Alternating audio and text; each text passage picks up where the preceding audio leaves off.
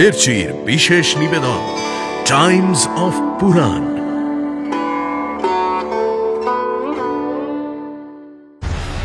পুতনার হাত থেকে কেউ বাঁচেনি, এবারও বাঁচবে না। এত ধুলো আর পাথর পেরিয়ে কিছু দেখতে পাচ্ছি না কেন? কি করে শান্ত হব দিদি? ওই রাক্ষসীটা আমার ছেলেটার সর্বনাশ করে দিল। অত বিরাট একটা কাঠের শকট এভাবে উল্টে গেল কি করে? ওই রাক্ষসীটা চিতা থেকে এই গন্ধ বেরোচ্ছে। আশ্চর্য তো, এ কি করে সম্ভব? শুনছেন মহর্ষি বেদব্যাস রচিত শ্রীমদ্ ভাগবত মহাপুরাণ ও গর্গ সংহিত অবলম্বনে কৃষ্ণ কথা। আজ শুনবেন পুতনা বধ। হরি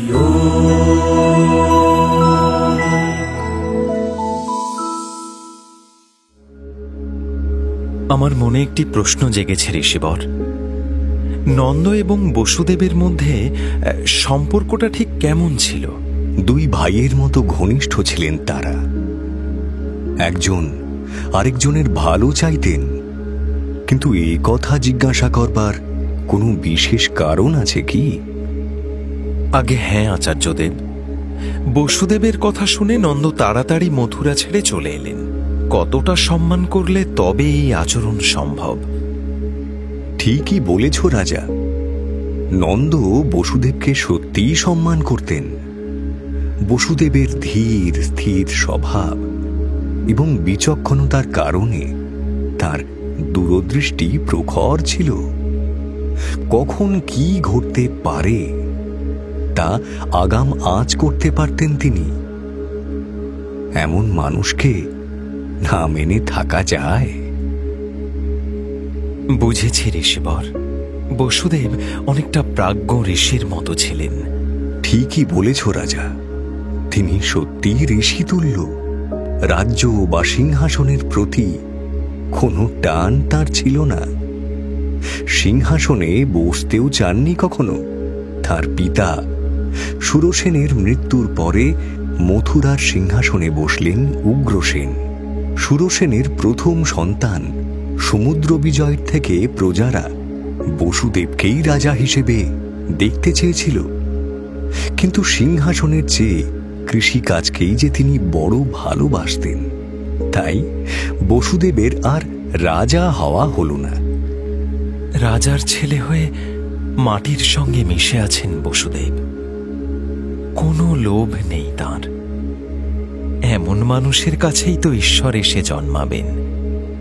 এবার বুঝতে পেরেছি ঋষিবর, বসুদেবই ভগবানের পিতা হওয়ার যোগ্য। নন্দও ঠিক তাঁরই মতো সহজ সরল নির্লোভ। প্রভু তাই তাকেই প্রথমে পিতা বলে ডেকেছিলেন। মথুরা থেকে বেরিয়ে এলেন নন্দ। তারপর কি হলো প্রভু? গোকুলে কি তখন সত্যিই কোনো বিপদ ঘটেছিল? নন্দ মহারাজ গোকুলে নেই জেনে কংসের ষড়যন্ত্র শুরু হয়ে গেল। তিনি ডাক দিলেন পুতনাকে। পুতনা কে ঋষিবর? পুতনা আসলে রাক্ষসী। কংসের সবচেয়ে বিশ্বস্ত সহচর ছিল সে। গুপ্তচরকে দিয়ে যে কাজ করা সম্ভব হতো না, সেই কাজের ভার পুতনাকে দিতেন কংস। আচ্ছা, পুতনার প্রতি কংসের এতটা ভরসার কারণ কি আচার্যদেব? কারণ পুতনা মায়াবিদ্যা জানত রাজা। নিজেকে বদলে নিতে জানত সে। কোনো গুপ্তচরের পক্ষে এই বিদ্যেটা জানা সহজ নয়। সেই কারণে কোনো গোপন কাজ থাকলে পুতনাকে ডেকে পাঠাতেন কংস। এবারও ঠিক সেই কাজটাই করলেন তিনি। প্রণাম মহারাজ, আমাকে আপনি ডেকেছেন? এসো পুতনা, এসো। তোমাকে আমার বিশেষ দরকার। তোমাকে একটা গোপন কাজ করতে হবে। সে তো জানি মহারাজ, না হলে রাজপ্রাসাদ ছেড়ে এমন গুপ্ত কক্ষে কেন ডেকে পাঠাবেন? কি করতে হবে হুকুম করুন রাজা। তুমি গোকুলে যাও পুতনা। 10 দিন বয়সী শিশুদের খোঁজে বার করো। প্রত্যেককে ধরে ধরে মেরে আসবে। সাবধান, কেউ যেন বেঁচে না থাকে। আপনি নিশ্চিন্ত থাকুন মহারাজ, পুতনার হাত থেকে কেউ বাঁচেনি, এবারও বাঁচবে না।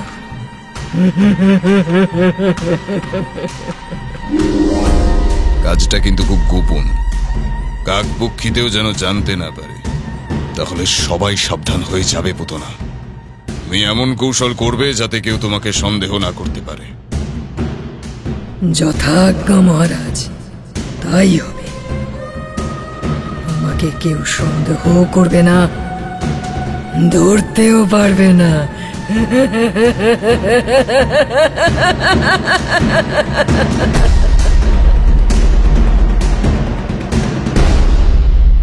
আকাশপথে গোকুলে এসে হাজির হলো পুতনা।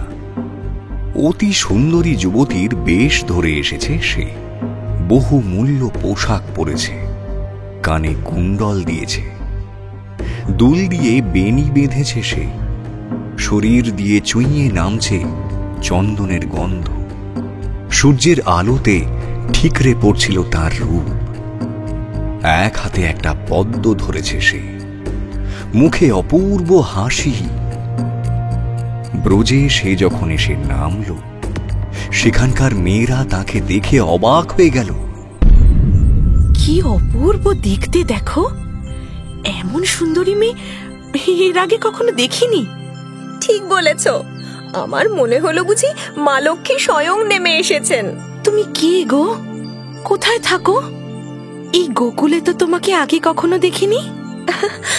আমি আমি আর কে, তোমাদের মতোই এক নারী। মাখন তৈরি করি, ছানা তৈরি করি, আর ছোটদের প্রাণ ভরে আদর করি। তাদের সঙ্গে যে আমার ভারী ভাব। তোমাদের এই গোকুলে ছোট্ট ছোট্ট বাচ্চা আছে, তাই না গো? আচ্ছা, আমাকে তাদের কাছে নিয়ে চলো না। তোমাকে?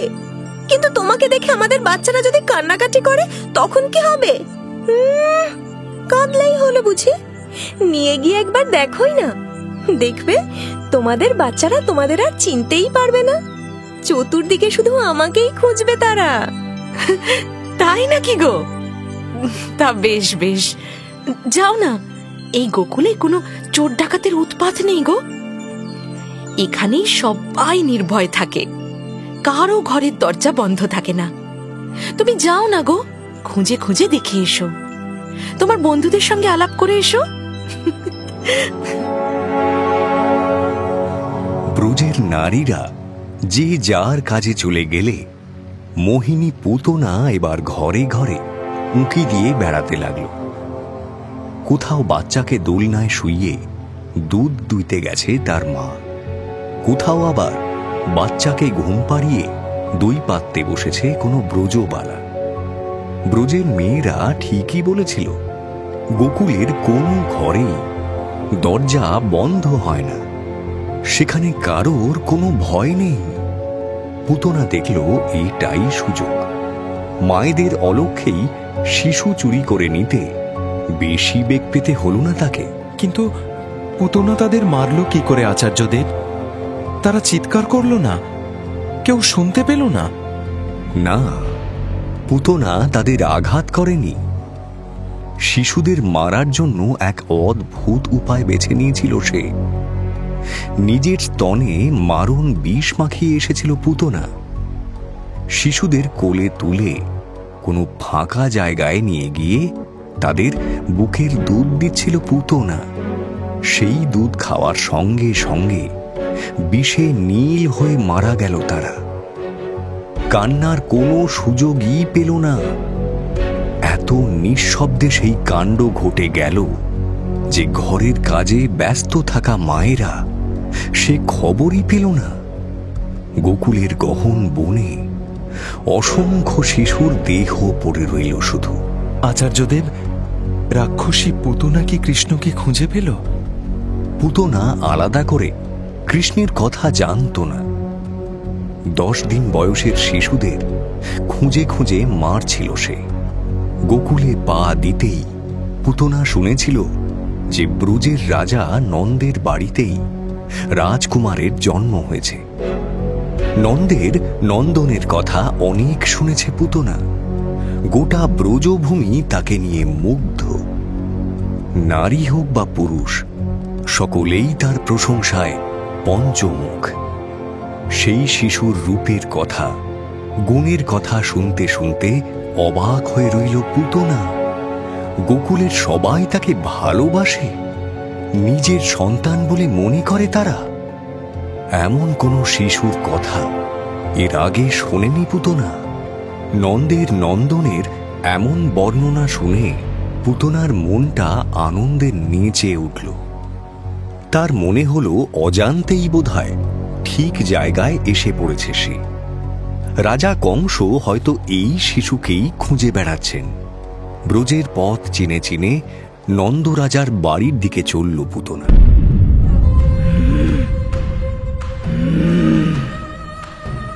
মনে হচ্ছে ঠিক জায়গাতেই এসেছি। এই তো, এই ছেলেটাকে মারতে পারলে আমার কাজ শেষ।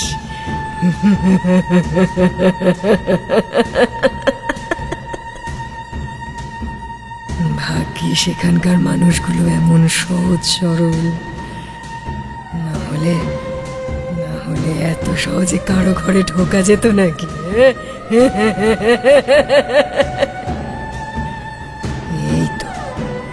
এই তো এখানেও দরজাটা খোলা আছে দেখছি।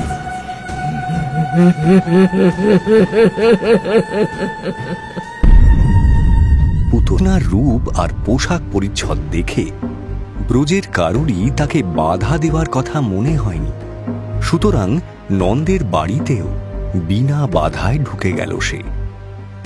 এদিক ওদিক তাকিয়ে যশোদাকে কোথাও দেখতে পেল না পুতনা। পুতনা কি করে শিশুকৃষ্ণকে খুঁজে পেল ঋষিবর? ঘরের ভেতরে এক দোলনা থেকে শিশুকণ্ঠের আওয়াজ শুনতে পেল পুতনা। ছেলেকে খেলতে দিয়ে মা নিশ্চয়ই কাজে ব্যস্ত আছেন। এটাই সুযোগ। শিশুর আওয়াজ শুনে দোলনার দিকে এগিয়ে এলো পুতনা। ওই তো সেই নয়ন ভোলানো শ্যামল শিশুটি শুয়ে আছে ওখানে। তার মনোহর রূপ দেখে সেখানেই কয়েক মুহূর্ত থেমে রইল পুতনা। এমন শিশু সে আগে কখনো দেখেনি।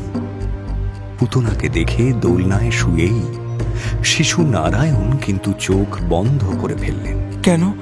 কৃষ্ণ চোখ বুজিয়ে নিলেন কেন আচার্যদেব? ও, বুঝেছি, পুতনাকে দেখে ভয় পাওয়ার লীলা করছিলেন শ্রীহরি। ভগবানের কাজের ব্যাখ্যা দেওয়ার মতো সাধ্য আমার নেই রাজা। হ্যাঁ, লীলাময় যখন লীলা করছেন তখন তো তিনি মানুষের মতোই ভয় পাবেন, কিন্তু এটাই একমাত্র কারণ নয় রাজা। ভগবানের দৃষ্টির সামনে কখনো কোনো পাপ থাকতে পারে না, কিন্তু সেই মুহূর্তেই যদি পুতনা ভস্ম হয়ে যায় তাহলে তার লীলা হবে কি করে? তাই বোধহয় নিজের দৃষ্টিকে সরিয়ে নিলেন শ্রীহরি। তারপর কি হলো ব্রহ্মর্ষি? শিশু কৃষ্ণকে বুকে তুলে নিল পুতনা। কেউ সেখানে নেই। সময় নষ্ট করা আর উচিত নয় বুঝে সেখানেই শিশুকে তার বিষ মাখানো স্তন্যপান করাতে শুরু করল পুতনা। প্রচণ্ড রাগে দু হাতে রাক্ষসীর স্তন চেপে ধরলেন কৃষ্ণ। তারপর প্রবল বেগে মুখ দিয়ে দুধ টানতে শুরু করলেন। তার বেগ যত বাড়তে লাগলো, পুতনার নিজের বিষ নিজের শরীরেই তত বেশি ছড়িয়ে পড়তে লাগল। তীব্র কণ্ঠে চিৎকার করে উঠল সে।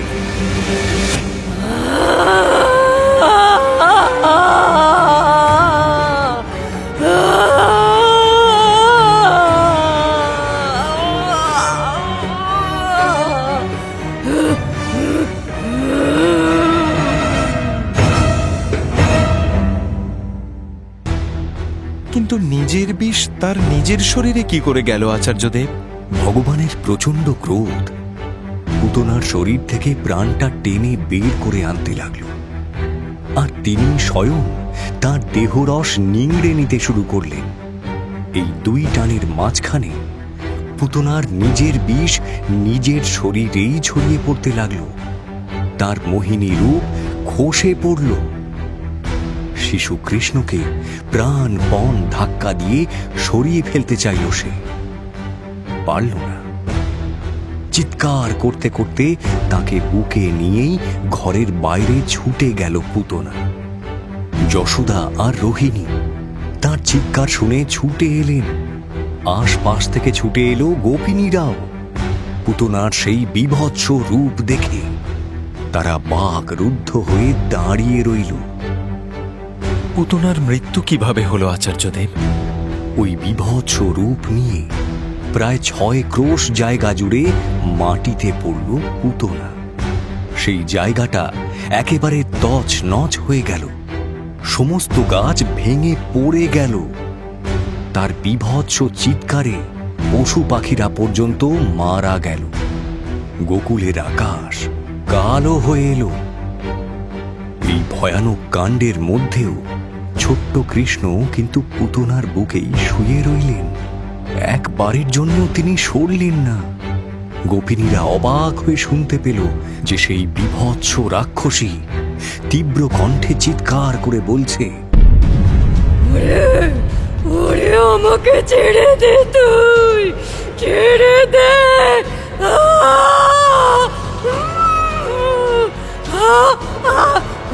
চিৎকার করতে করতেই রাক্ষসী পুতনার প্রাণটা বেরিয়ে গেল।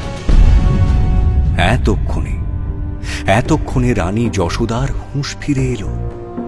ছোট্ট কৃষ্ণের দিকে পাগলের মতো ছুটে এলেন তিনি। কানাই, কানাই, কানাই! যশোদা, শান্ত হও। ওই তো কানাই, ওই দেখো।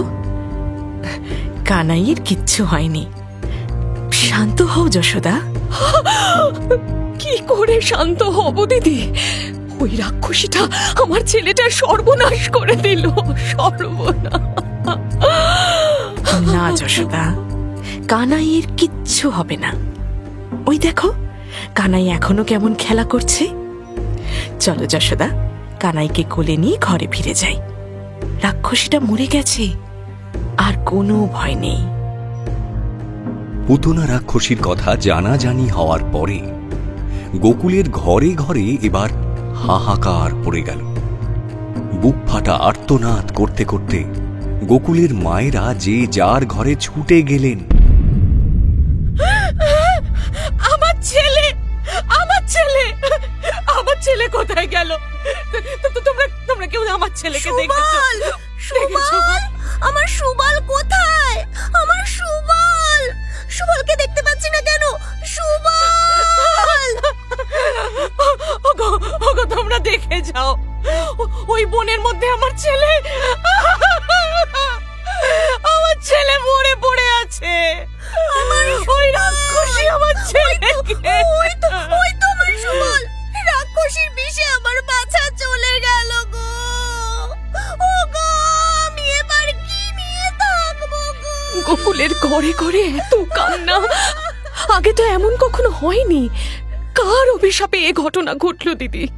কোন দেবতা আমাদের উপর রুষ্ট হলেন দিদি? জানি না বোন, কার পাপে যে এমন ঘটনা ঘটলো আমি কিচ্ছু বুঝতে পারছি না।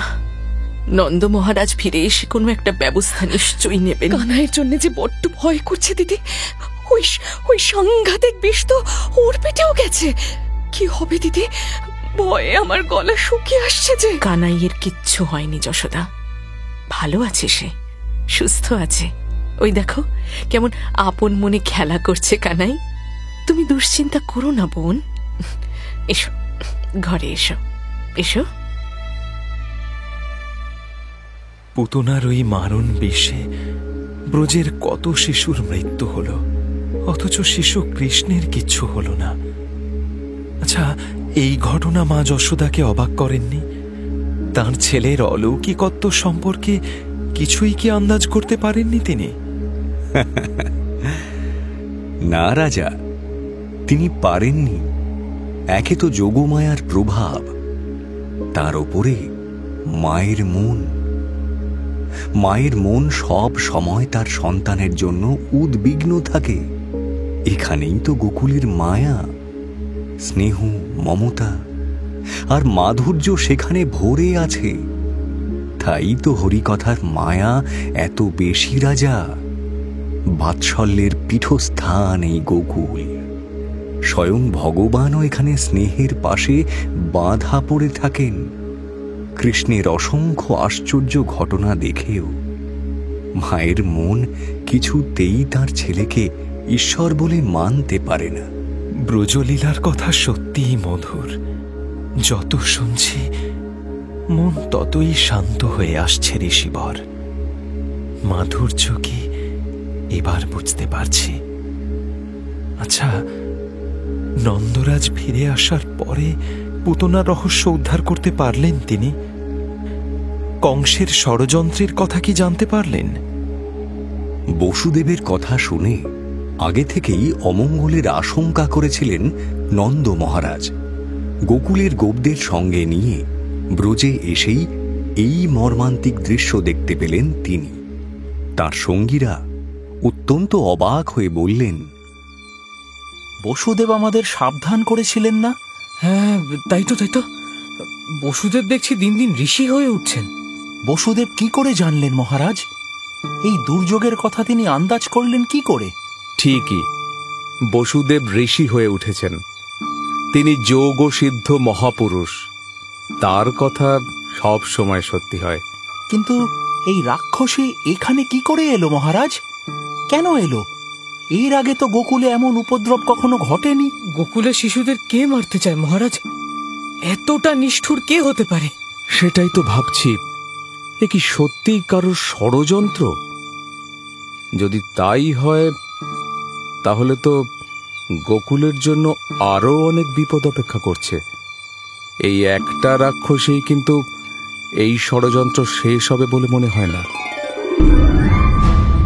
ব্রজবাসীরা ইতিমধ্যেই পুতনার ওই বিশাল দেহকে কুঠার দিয়ে কেটে খণ্ড খণ্ড করে ফেলেছেন। গোকুলের মূল ভূখণ্ড থেকে অনেক দূরে নিয়ে গিয়ে কাঠের চিতায় সেই খণ্ডগুলো জ্বালিয়ে দিলেন তারা। রাক্ষসী পুতনার দেহ এবার দাউ দাউ করে আগুনে পুড়তে লাগল। কিন্তু আশ্চর্যের কথা কি জানো রাজা? সেই আগুন থেকে ধূপ ধুনোর পবিত্র গন্ধ বেরোতে লাগল। এই গন্ধটা কোথা থেকে আসছে? এখানে তো কোনো পুজো হচ্ছে না। ওই রাক্ষসীটা চিতা থেকে এই গন্ধ বেরোচ্ছে। আশ্চর্য তো, এ কি করে সম্ভব? এ ঘটনা কিভাবে ঘটল ঋষিবর? পাপিষ্ঠ রাক্ষসী পুতনার চিতা থেকে ধুনোর গন্ধ বেরোলো কেন? পুতনার মৃত্যুটা অন্যদের চেয়ে আলাদা রাজা। পুতনাকে ভগবান বধ করেননি, তাকে উদ্ধার করেছেন। তাই তার চিতা থেকে অমন পবিত্র গন্ধ পাওয়া গেল। পুতনা উদ্ধার হলো কেন আচার্যদেব? পুতনার এত ভাগ্য কি করে হলো? তাহলে আরেকবার বলি রাজার কথা বলতে হয় পরীক্ষিত। রাজা বলির দর্প চূর্ণ করেছিলেন শ্রীহরি। বামন অবতার রূপে যজ্ঞে এসেছিলেন তিনি। ব্রাহ্মণ বিদায়ের সময় বলির কাছ থেকে মাত্র 3 পা সমান জমি চাইলেন নারায়ণ। অহংকারী বলি তাচ্ছিল্যভাবে সেই জমি দান করে দিল। প্রভু তখন 1 পায়ে স্বর্গ, আরেক পায়ে মর্ত দখল করে নিলেন। কিন্তু তার 3য় পা কোথায় রাখবেন? এবার নিজের ভুল বুঝতে পারলেন বলি। শ্রীহরিকে চিনতে পেরে তাকে প্রণাম করে নিজের মাথা পেতে দিলেন তিনি। সেই মাথায় পা রাখলেন ভগবান। তার পদভারে পাতালে নেমে গেলেন বলি রাজা। সেই বলির এক কন্যা ছিল, তার নাম রত্নমালা। সেও কি ওই যজ্ঞে উপস্থিত ছিল প্রভু? বামন অবতারের অমন দিব্য বালকের মতো অপূর্ব রূপ আর অমলিন হাসি দেখে রত্নমালার মনে বাৎসল্য জেগে ওঠে। মনে মনে সে ভাবে, এই ছেলেটিকে কি সুন্দর দেখতে, মুখে চোখে কি অদ্ভুত মায়া। আহারে, এ কার ছেলে? রোদের তেজে মুখখানা একেবারে শুকিয়ে গেছে। আদর করে কোলে বসিয়ে একে স্তন্যদান করতে ইচ্ছে করছে আমার। ইস, এ যদি আমার ছেলে হতো। আমাকে সন্তান ভেবে স্তন্যপান করাতে চাইছো রত্নমালা? তথাস্তু, তোমার এই ইচ্ছা আমি পূর্ণ করব। বলিরাজার মেয়ে সেই রত্নমালাই দাপর যুগে পুতনা হয়ে এসেছিল পরীক্ষিত। তার রাক্ষসী ভাব থাকা সত্ত্বেও সে যে শ্রীহরিকে সন্তান স্নেহে ভালোবেসেছিল, সেই পুণ্যে তার ভেতর থেকে সমস্ত মালিন্য ধুয়ে দিলেন কৃষ্ণ স্বয়ং। দুধ টেনে নেওয়ার ছলে তার পাপ টেনে নিয়ে তাকে শুদ্ধ করে দিলেন। এবার পুতনার মোক্ষ লাভ হল। তাই তার চিতা থেকে অমন পবিত্র গন্ধ বেরিয়ে আসছিল। সত্যি প্রভু, হরিলীলা অভয় দান করে। যে পাপী, যে অশুদ্ধ, তারও তাহলে পুণ্যের অধিকার আছে। সেও তবে মুক্তি লাভ করতে পারে। শ্রীকৃষ্ণ স্বয়ং তার ভববন্ধন নাশ করে দেন। পুতনার এই মুক্তির কথা শুনে আমার মনও আনন্দে অধীর হয়ে উঠছে প্রভু। আমিও তাহলে শ্রীহরির নামে নির্ভয় হতে পারব। হরিনামের এটাই তো মাহাত্ম্য রাজা। তিনি স্বয়ং বিপদ ভঞ্জন, তাই তো তিনি হরি। শরণাগতের পাপ, দুঃখ, যন্ত্রণা সব হরণ করে নেন তিনি। পুতনা তার জাজল্য প্রমাণ। আচ্ছা, পুতনা উদ্ধারের পরে গোকুলে কি ঘটল ভগবান? শিশু কৃষ্ণের অমন অলৌকিক কাণ্ড দেখে গোপগোপীরা কি ভয় পেল না? রাজা, তুমি বলছো অলৌকিক, কিন্তু গোকুল তা ভাবেনি। সেখানকার গোপ গোপীরা কৃষ্ণের সুরক্ষার কথা চিন্তা করে ব্যাকুল হয়ে উঠল। যশোদা আর রোহিণী ছুটে গিয়ে ভীষণ আকৃতি সেই মৃত রাক্ষসীর বুক থেকে শিশুকে নামিয়ে আনলেন। তাদের সর্বাঙ্গ তখন ভয়ঙ্কর হয়ে থর থর করে কাঁপছে। ধোয়া কাপড় দাওয়ায় পেতে সেখানে শিশুকে শুইয়েছেন তারা। রক্ষা কবচের মন্ত্র পড়ে পড়ে গোপুচ্ছ বোলানো শুরু হলো। শিশুকে গোবর জলে স্নান করিয়ে কপালে তিলক দিয়ে তার মাথায় গরুর পায়ের ধুলো স্পর্শ করালেন মা যশোদা। তারপর ভগবানের নাম করতে লাগলেন তিনি। ভগবান তোমার দুই চরণ রক্ষা করুন, যোগ্য পুরুষ দুই উরু রক্ষা করুন, হৃদয় রক্ষা করুন কেশব, দুই বাহু রক্ষা করুন বিষ্ণু, পরমাত্মা তোমার আত্মাকে রক্ষা করুন, প্রাণ রক্ষা করুন নারায়ণ। তোমার সামনে থাকুন চক্রধারী, গদাধারী শ্রীহরি থাকুন তোমার পিছনে। তোমাকে সব দিক থেকে রক্ষা করুন তারা। হে ভগবান, রক্ষা করুন। যশোদার দুলালকে আপনি আগলে রাখুন। নমো বিষ্ণু, নমো বিষ্ণু, নমো বিষ্ণু। মহারাজ নন্দ, এবার আপনি আসুন, ছেলের মাথায় জপ করে দিন। বাবা মায়ের আশীর্বাদ থাকলে কৃষ্ণের আর কোনো বিপদ ঘটবে না রাজা। নমো শ্রীহরি, নমো শ্রীহরি, নমো শ্রীহরি। আশেপাশে সকলের এত উদ্বেগ, মন্ত্রোচ্চারণ, শুদ্ধিকরণের ক্রিয়াকাণ্ড দেখে ছোট্ট শিশুটি এবার বোধহয় ভয় পেয়ে গেল। দারুণ জোরে কেঁদে উঠল সে। শিশুর কান্না শুনে মা যশোদা তাকে কোলে তুলে নিলেন। এই যে বাবা, এই তো আমি, কোনো ভয় নেই সোনা, তুমি তোমার মায়ের কাছেই আছো। খিদে পেয়েছে মানিক, খিদে পেয়েছে? এসো এসো, এই তো দুধ খেতে দেব। কাঁদে না, কাঁদে না, এই তো খাবে। পুতনার মৃত্যুর সঙ্গে সঙ্গে কৃষ্ণের বিপদ কিন্তু শেষ হল না। গোকুলে একটার পর একটা দুর্ঘটনা লেগেই ছিল, আর কৃষ্ণকে কেন্দ্র করেই সে সব দুর্ঘটনা ঘটত।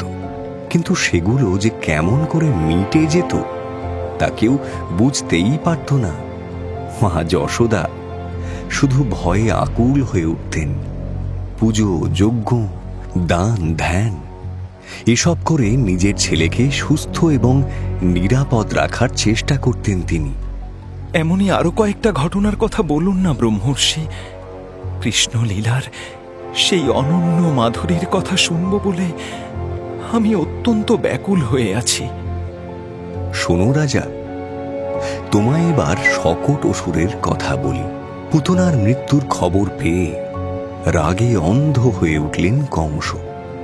পুতনার মতো এমন এক ভয়ানক মায়াবিনীকে কেউ যে মারতে পারে এ কথা বিশ্বাস করতে পারলেন না কংস।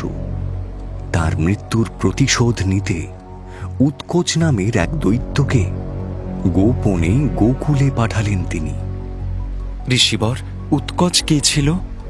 সে কি কংসের কোনো অনুচর? পুতনা যেমন কংসের পাপ কর্মের সঙ্গী ছিল, উৎকোচও ছিল তাই। গায়ের জোরে যে কাজ করা যেত না সেই সমস্ত কাজে এই দৈত্যদের পাঠাতেন কংস। উৎকোচকে গোকুলে পাঠালেন তিনি। তার প্রধান কারণ হল এই দৈত্যের কোনো রক্ত মাংসের দেহ ছিল না, ফলে তাকে কেউ দেখতেই পেত না। বায়ুদেহ ধারণ করে লোকের চোখের আড়ালে যেখানে ইচ্ছা ঘুরে বেড়াত উৎকোচ। গোকুলের ছেলে মেয়েদের ধ্বংস করতে সেই বায়বীয় উৎকোচকেই পাঠিয়ে দিলেন কংস। লুকিয়ে লুকিয়ে উৎকোচ যেদিন এলো গোকুলে সেদিন উৎসব। কিসের উৎসব প্রভু? নন্দের নন্দনের তখন 3 মাস বয়স। ব্রজবাসীদের দিকে তাকিয়ে ছোট্ট কৃষ্ণ সবে হাসতে শিখেছে, দোলনায় এক পাশ থেকে অন্য পাশে ফিরতে শিখেছে, 2 হাত বাড়িয়ে কোলে উঠতে চায়। কোলে না নিলে গাল ফুলিয়ে অভিমান করে কাঁদে। তার দুলাল একটু একটু করে বড় হচ্ছে। যশোদার মনে আনন্দ আর ধরে না। সন্তানের মঙ্গল কামনায় ঘরে যজ্ঞ এবং পুজো অর্চনার অনুষ্ঠান করলেন নন্দরাজা। নন্দের বাড়িতে পুজো মানেই সে এক বিরাট উৎসব। গোকুলের সবাই এসে হাজির হয়। সকলের যোগদানে সে এক অপূর্ব পরিবেশ তৈরি হয় ওখানে। এবারও তার ব্যতিক্রম হল না। ব্রাহ্মণরা এসে পুজো করলেন। সোনার হার, দুর্মূল্য বস্ত্র পরানো প্রচুর গাভী দান হিসেবে ব্রাহ্মণদের হাতে তুলে দিলেন নন্দরাজা। তারা সকলে নন্দের পুত্রকে আশীর্বাদ করে একে একে বিদায় নিচ্ছেন। যশোদা এদিকে কৃষ্ণকে দোলনায় শুইয়ে অতিথিদের দেখাশোনা করতে ব্যস্ত। এসো ভাই, এসো। এই যে এদিকে। ও মা, তুমি? এসো এসো। কি আনন্দ যে হচ্ছে আমার। কই গো, তোমার কানাই কই নন্দরানী? দেখি তাকে, দেখি একবার। ওই তো দোলনায়। বাবা, যা দুষ্টু হয়েছে, একটু শান্তিতে থাকতে দেয় নাকি? যাই বলো, কানাই দুষ্টুমি না করলে কিন্তু আমরা শান্তি পাই না। যা বলেছো। ব্রজের গোপগোপীদের আদর সম্ভাষণ করতে ব্যস্ত রয়েছেন যশোদা আর রোহিণী। ইতিমধ্যেই দোলনায় শুয়ে থাকা যশোদা দুলাল কাঁদতে শুরু করল। তার কান্নার আওয়াজ কেউ শুনতে পেল না। হাত পা ছুড়ে কাঁদতে লাগলো কানাই। দোলনার মাথার দিকে ভারবাহী একটা বিরাট কাঠের ঠেলা গাড়ি দাঁড়িয়েছিল। তার উপরে ঘি, দুধ এবং ক্ষীরের বড় বড় হাঁড়ি রাখা আছে। হঠাৎ একটা বিরাট ভারী আওয়াজ কানে যেতেই সকলে সেদিকে দৌড়ে এলো। নন্দ মহারাজ, নন্দ মহারাজ, দেখবেন আসুন, কি ভয়ানক কাণ্ড! কি কি হয়েছে? কিসের আওয়াজ হলো? অত বিরাট একটা কাঠের শকট এভাবে উল্টে গেল কি করে? বড় বড় হাড়ির মধ্যে সমস্ত জিনিসপত্র ছড়িয়ে ছত্রাকখান হয়ে গেছে। এই দেখুন রাজা। সত্যিই তো, এটা কিভাবে হতে পারে? আমি জানি কি করে ঘটেছে। আমি দেখেছি। কি দেখেছো তুমি? কি করে দেখলে? এই তো আমি বন্ধুদের সঙ্গে এদিকে খেলছিলাম, তখনই দেখতে পেয়েছি। এই দোলনায় শুয়ে থাকা এই ছোট্ট ছেলেটা এমন পা ছুড়ল যে তার ধাক্কায় মালপত্র নিয়ে ওই বিরাট গাড়িটা একেবারে উল্টে গেল। এ কি বলছো তুমি? ওই 3 মাসের দুধের শিশুর ধাক্কায় এত বড় একটা গাড়ি উল্টে যায়? এ কখনো হতে পারে? এটাই তো ঘটেছে, আমরা সবাই দেখেছি। হ্যাঁ, আমরাও দেখেছি। সে কি? চলে আসুন মহারাজ, ছোটদের কথায় কান দিতে নেই। কি না কি দেখেছে তা নিয়ে গল্প বানাতে বসেছে ওরা। ছোটদের যেমন স্বভাব আর কি। গাড়িটা বোধহয় অন্য কোনো কারণে উল্টে গেছিল। এই যে ভাই, তোমরা সকলে হাত লাগাও তো, এটাকে একটু তুলে দিতে হবে। এ ধরো ধরো ধরো ধরো। সবাই মিলে ধরাধরি করে সেই শকট তুলে দাঁড় করালো। তার ওপর আবার দই, দুধ, ক্ষীর, ননির ভাণ্ড বসানো হলো। নন্দ আবার তার অতিথিদের নিয়ে অন্যদিকে ব্যস্ত হয়ে পড়লেন। কিন্তু মনটা তার খুঁত খুঁত করতেই লাগলো। ওই বালক কি বানিয়ে বলল, নাকি সত্যি এমন কিছু ঘটেছে? আচ্ছা, সত্যি কি এমন কিছু ঘটেছিল ঋষিবর? হ্যাঁ রাজা, এমনটাই ঘটেছিল। ওই যে উৎকোচ অসুরের কথা তোমায় বলেছিলাম, বায়ুর শরীর নিয়ে সেই শকটের মধ্যে সে এসে ঢুকেছিল। তারপরে জিনিসপত্র সমেত ওই বিরাট শকটখানা শিশু কৃষ্ণের মাথার উপর উল্টে দিতে যাচ্ছিল সে। কোনো শিশুর উপর যদি সেটা পড়ে তাহলে তার মৃত্যু নিশ্চিত। গোটাটা প্রায় ঝুঁকেই এসেছিল। এমন সময় 3 মাসের দুধের শিশু দারুণ তেজে পদাঘাত করল। বিরাট শব্দে সেই শকট ছিটকে গিয়ে পড়ল, আর উৎকচ অসুর মুক্তি লাভ করল। উৎকচ মুক্ত হয়ে গেল? কৃষ্ণকে হত্যা করার জন্য এসেও সে কি করে মুক্ত হল ঋষিবর? গোবিন্দের পদাঘাতে যে কোনো পাপীরই মুক্তি মিলবে রাজা। স্বয়ং পরমাত্মার স্পর্শে তার পাপের কি আর কিছু বাকি থাকে? তাহলে কি উৎকচের কোনো শুভ সংস্কার ছিল আচার্যদেব? তার পূর্ব পরিচয় কি ছিল? সে কথা জানতে বড় ইচ্ছে করছে প্রভু। হ্যাঁ রাজা, উৎকোচের ওপর ব্রহ্ম সাপ যেমন ছিল, তেমন ছিল ঋষির বরও। সেই বরের প্রভাবেই তার মুক্তি ঘটেছে। উৎকোচের পরিচয় তোমায় বলি শোনো। সে ছিল অসুর হিরণ্যাক্ষের ছেলে, দেবদ্বিজ। সাধু সন্ন্যাসী কাউকে সম্মান করত না সে। একদিন লোমশ মুনির আশ্রমে গিয়ে তার বাগান তছনছ করে সেই অসুর। দারুণ রেগে মুনি তাকে শাপ দিয়ে বললেন, তবে রে পাপিষ্ঠ, তোর এত বড় সাহস যে বিকট দেহটার জন্য তোর গর্বের শেষ নেই। আমার শাপে আজ থেকে সেই দেহটাই তোর থাকবে না, তুই দেহহীন হয়ে বাস করবি।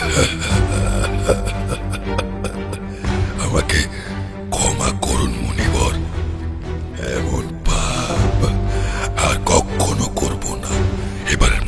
এবারের মতো আমাকে ক্ষমা করুন।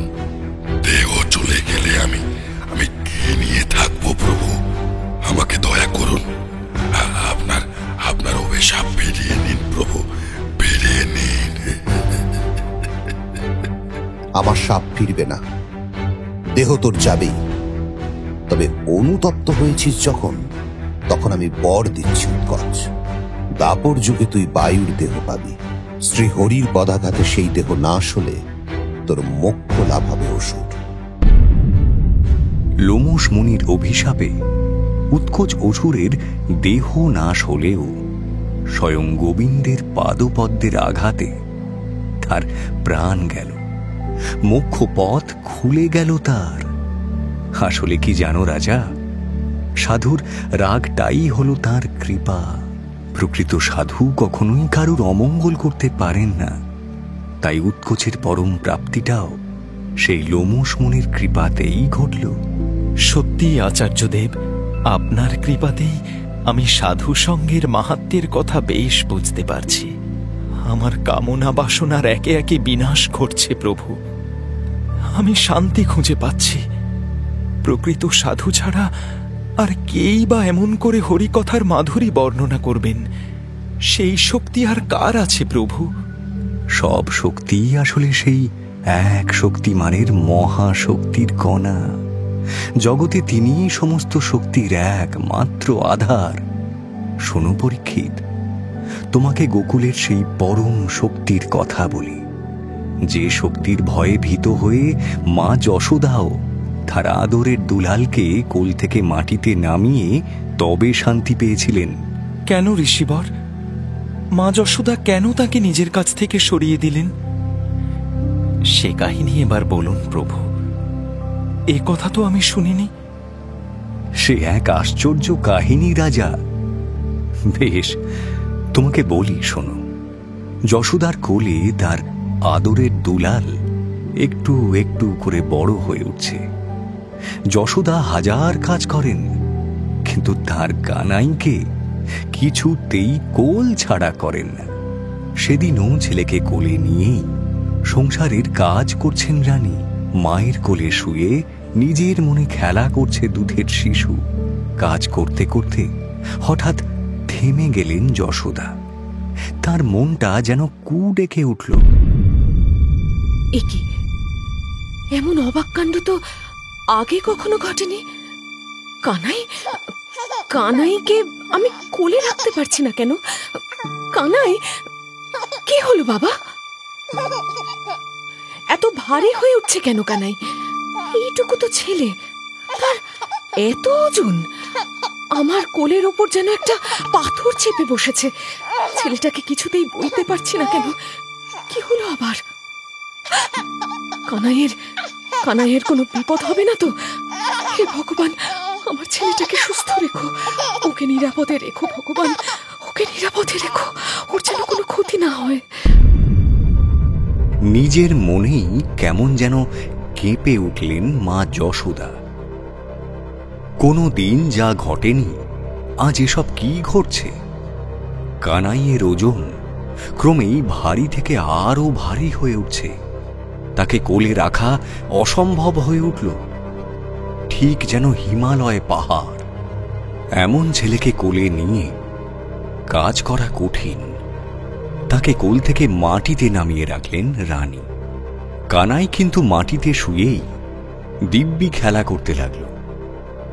আর ছেলের অনিষ্ট ঘটবে ভেবে রানী যশোদা ভয় পেয়ে তার সারা গায়ে দেবতার নির্মাল্য ঝুলিয়ে দিতে লাগলেন।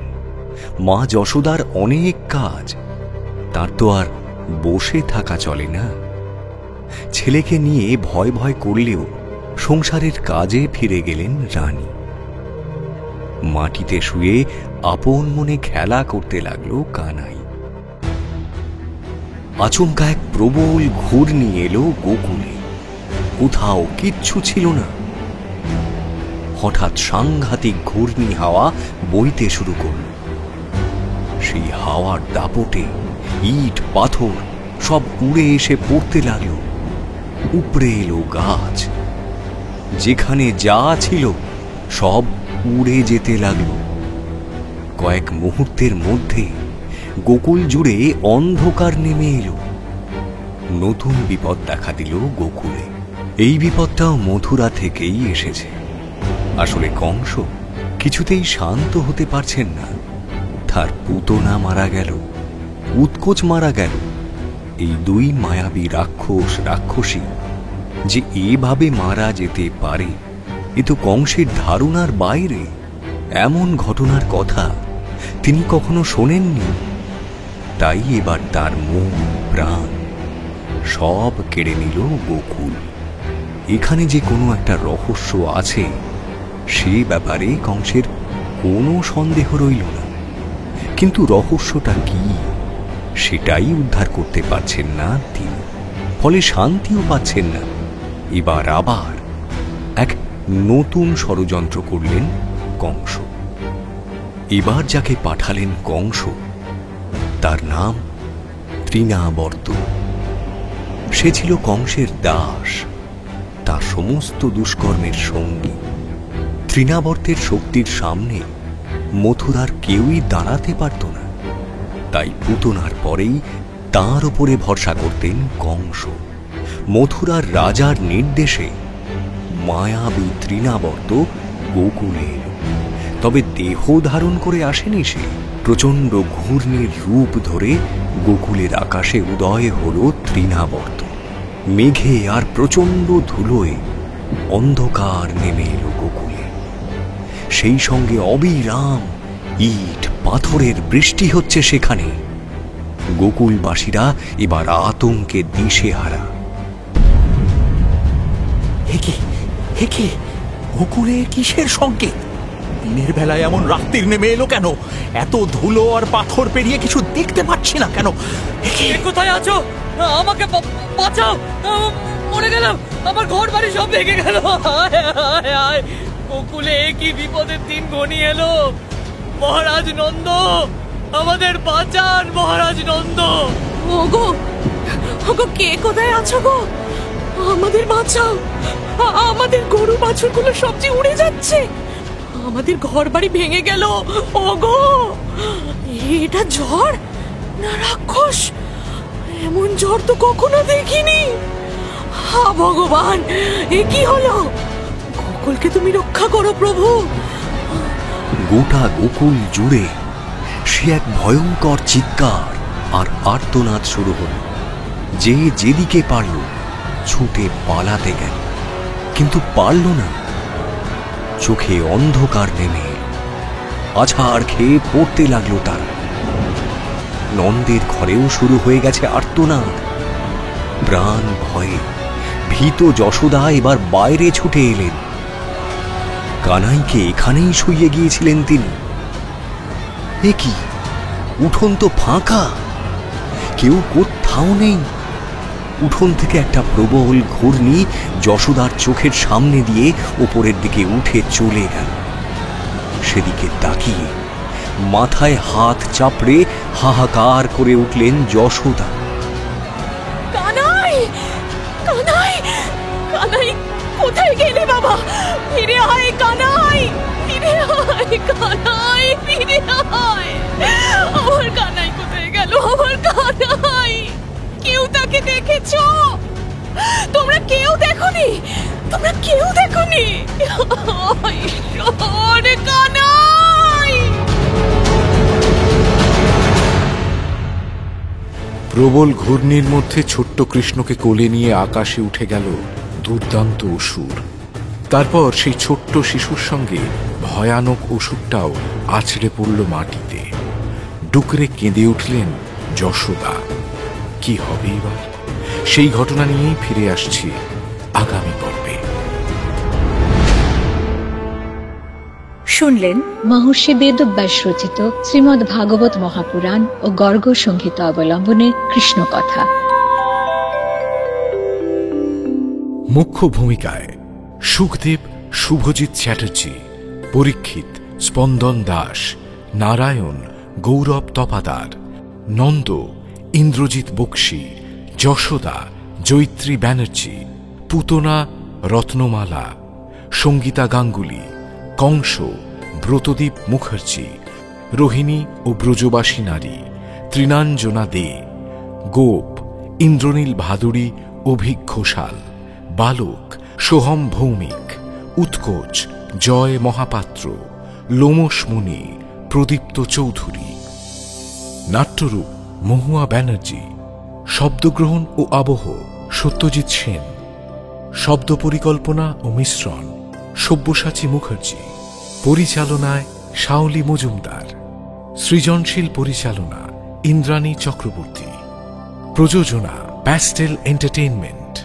টাইমস অফ পুরাণ আপনার জন্য মির্চি বাংলা ইউটিউব চ্যানেল এবং গানা অ্যাপে।